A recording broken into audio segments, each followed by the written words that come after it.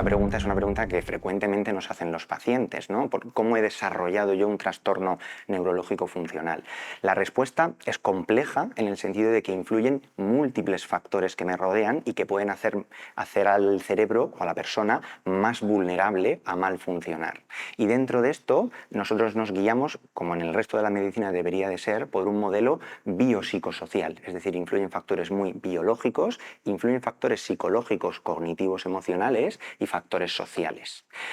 Factores biológicos, pues por ejemplo, se sabe que hay genes que predisponen ya desde la infancia a tener un cerebro más hipersensible, con mayores respuestas, simplemente por genética, ¿no? Luego también, por ejemplo, el ser mujer es un factor biológico. 2 de cada 3 pacientes son mujeres, hay una predominancia en el sexo femenino. La hiperlaxitud articular es un factor físico-biológico que predispone a tener crisis funcionales, y muchos pacientes a veces reciben el diagnóstico de síndrome de Ehlers-Danlos, que es una enfermedad del colágeno que produce hiperlaxitud, y además estos pacientes comúnmente también tienen crisis funcionales. Pero luego también hay otros factores psicológicos que también influyen, como por ejemplo el haber padecido o tener una depresión. No siempre ocurre, es importante decirlo, que no siempre hay que buscar la depresión, pero si tengo una depresión, eso hace que mi cerebro esté más vulnerable a interpretar incorrectamente señales y a desarrollar un trastorno funcional.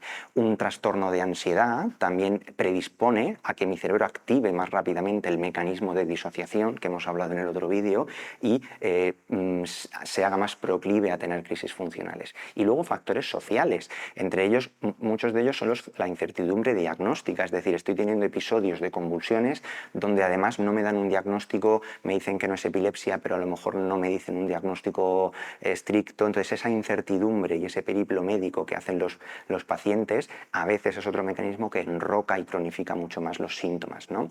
Y luego otros factores pues laborales, ¿no? Pues al final también el frustrarse con ser personas jóvenes que no pueden trabajar, dinámicas familiares, dinámicas de amigos, el explicar esto. Los trastornos funcionales no son conocidos por la población general, ¿no? Incluso ya la población conoce más incluso la epilepsia, Alzheimer, Parkinson, pero el decir crisis funcionales es desconocido. Entonces todos estos factores influyen tanto en que mi cerebro sea más vulnerable a desarrollar estos trastornos, estas crisis, como luego a perpetuarlas o cronificarlas.